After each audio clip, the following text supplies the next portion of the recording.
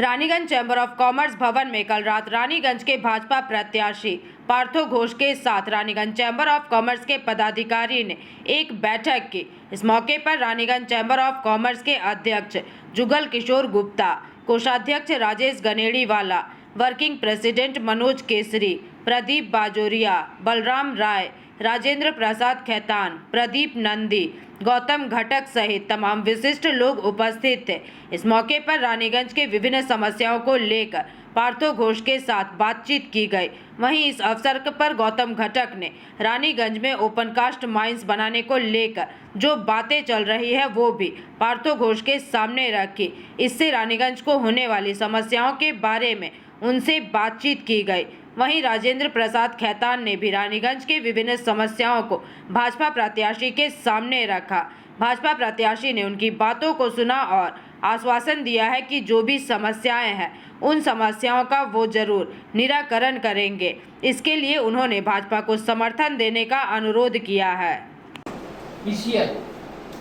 कोल India एक आनुषंगिक company से हमारे रानीगंजे चतुर्थी ओसीपी ओपेन कास्ट प्रोजेक्टेर माध्यमे कयला তোলার প্ল্যানিং করছে। এটা কেন্দ্রীয় সরকারের পরিযোজনা। মানুষ অতিষ্ঠ, ভয়াক্রান্ত, রানীগঞ্জকে খালি করার চক্রান্ত। এটা আপনাকে জানতে হবে। আপনি যেহেতু দূরে নয়, আমাদের খুব কাছেরই লোক, অন্ডালের পরেই তো আপনার গ্রাম। আপনার নিশ্চয়ই জানা থাকবে ঐতিহ্যবাহী শহর এটা। 1876 মিউনিসিপ্যালিটি গায়ে লেখা আছে, 1885 রানীগঞ্জ স্টেশনে গায়ে লেখা আছে। ফার্স্ট ট্রেন এখানে চলেছে, গুডস ট্রেন। এইসব থাকা সত্ত্বেও রানীগঞ্জকে খালি করার যে প্ল্যানিং সেন্ট্রাল গভর্নমেন্টে চলছে, এটা কি বলবেন? আমাদেরকে কি ভরসা আছে দিয়ে যাবে? আমাদের এই বিষয়ে আরও বিশদভাবে সিটিজেন ফোরামের খুব সিনিয়র এখানকার citizen is the past chairman of Raningganj municipality, very senior leader of Raningganj in all respect, very respected person. ইনি এই বিষয়ে আরো বলবেন। এছাড়া এবং লয়ার মানুষ নিশ্চয়ই আপনি যদি ফাইট করেন তাহলে নিশ্চয়ই পলিসির একটা পরিবর্তন ঘটানো যাবে। আমরা চাই পয়লা উঠুক, কিন্তু এইভাবে না। আরেকটা হচ্ছে যে ওসিবি করা যেটা ডিমেরিটস, আপনি এটা ভালো করে জানেন। ওসিবি মানে হচ্ছে লুটপাট, প্যাকেট তৈরি হয়ে যায়। আমার এখানে 6টা জেনারেল ম্যানেজার সিবিআই ধরেছে, 6 মাস 1 বছর 2 বছর ধরে জেলে ছিল। 6টা জেনারেল ম্যানেজার টাইপে এত হাই র্যাঙ্কিং অফিসার। তারপরে ধরুন কত লোক আমরা দেখছি যে পাড়ার ছোট ছোট লোক ইলিগাল মাইনিং ফাইনিং করে কোটিপতি হয়ে যাচ্ছে। মানে একটা লুটপাটের জায়গা, পুলিশ প্রশাসনের লুটপাটের জায়গা হয়ে ওসিবি মানে লুটপাট। একটা ম্যানেজমেন্ট লোকে, পুলিশ প্রশাসন লোকে, অন্য সবাই লোকে বিভিন্নভাবে লুটপাট।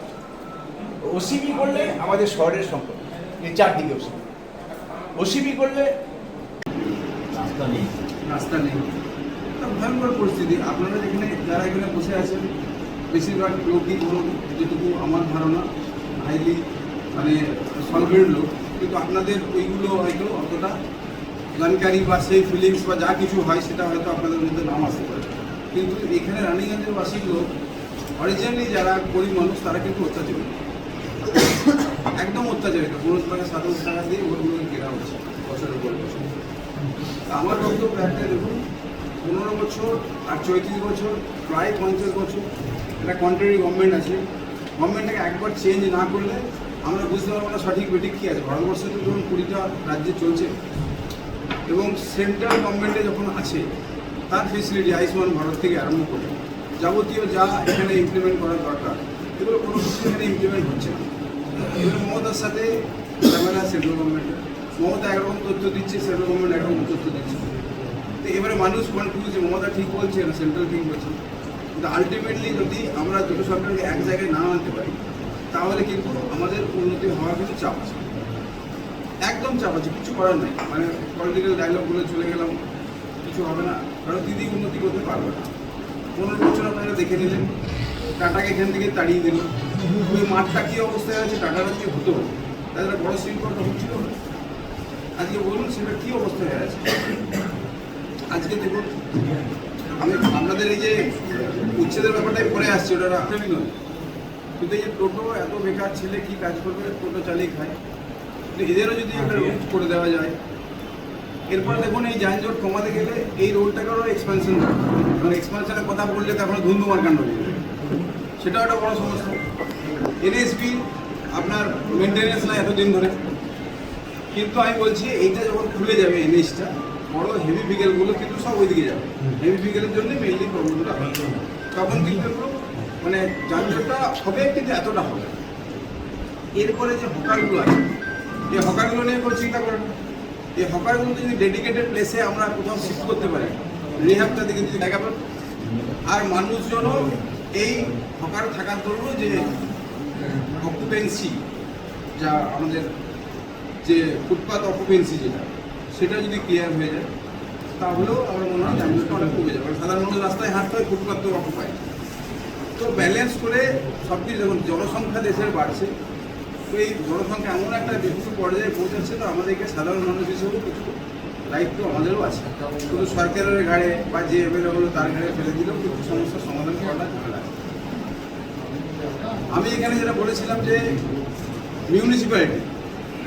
মিউনিসিপ্যালিটি যেটা আগে ছিল, রানীগঞ্জ মিউনিসিপ্যালিটির আগের তার গৌরব ফিরে পাক, এবং এটাও বলেছিলাম যে মিউনিসিপ্যালিটিতে কোনো ভালো হিন্দুত্ববাদী চেহারা হোক, বলেছেন, ওপেন করেছে, আপনাদের কাছেও বলছি।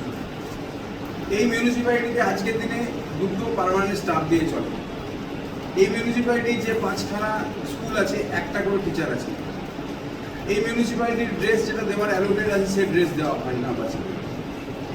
তো এই মিউনিসিপ্যালিটি আলাদা করব, এটা আমার, যদি আমি জিতি এবং রাজ্য সরকার আসে, আমি জিতলাম, রাজ্য সরকার এলো না, তাহলে এইগুলো ইমপ্লিমেন্ট করতে পারবো না। সবই যদি 2+2=4 হয়, তাহলে অনেক কিছু জিনিস করা যাবে। এবারে এই মিউনিসিপ্যালিটিকে আলাদা যদি করা যায়, তাহলে দেখুন আমার যেটা ব্যক্তিগত ধারণা, সেটা হচ্ছে সিভিক বডির যে ফেসিলিটি যেটা হয়, যত মাইক্রো লেভেলে করবেন আমার মনে হয় তত মানে এটার উপকারিতা পাওয়া যাবে। এখন ধরুন এখানে ডেট বা যা কিছু হচ্ছে, যা কিছু সমস্যা আসলে গিয়ে করতে হচ্ছে।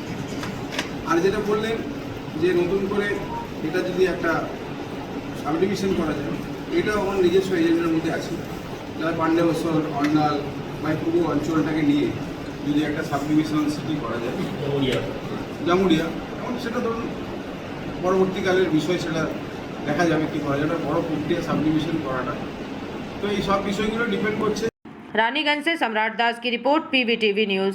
रानीगंज में इतने लग्जरी रूम, वो भी इतने कम प्राइस में। सो मैं बात कर रही हूँ रानीगंज के एनएसडी रोड में लोकेटेड होटल अतिथि इन के बारे में। यहाँ पे आपको फैमिली, फ्रेंड्स और कॉर्पोरेट के लिए रूम्स मिल जाएंगे, वो भी सिर्फ 1500 स्टार्टिंग प्राइस में। यहाँ पे आपको super deluxe room, Dulux room, regular room के साथ साथ प्योर वेज रेस्टोरेंट, जहाँ से आप अपने रूम तक टेस्टी फूड ऑर्डर्स कर सकते हैं। ये होटल हाइजीनिक और क्लीन होने के साथ साथ 27 हेल्पिंग फैसिलिटी भी देती है। High speed wifi, TV with fully AC interior, 24/7 room service, good ambience, clean cupboards, separate geyser facilities, clean washrooms, smoking area. अगर आपका भी प्लान है रानीगंज में स्टे करने के लिए, तो आपके लिए ये एक अच्छा ऑप्शन हो सकता है। आप यहाँ पर रूम ऑनलाइन प्लेटफॉर्म मेक माई ट्रिप से भी बुक कर सकते हैं। अगर आप मेरी वीडियो दिखाते हैं तो आपको मिलेगा एक्स्ट्रा 20% ऑफ। अतिथि इन होटल आपको रानीगंज स्टेशन से 5 मिनट वॉकिंग डिस्टेंस पे मिल जाएगा, और इन्फॉर्मेशन के लिए आप इन्हें कॉल भी कर सकते हैं। Thank you for watching.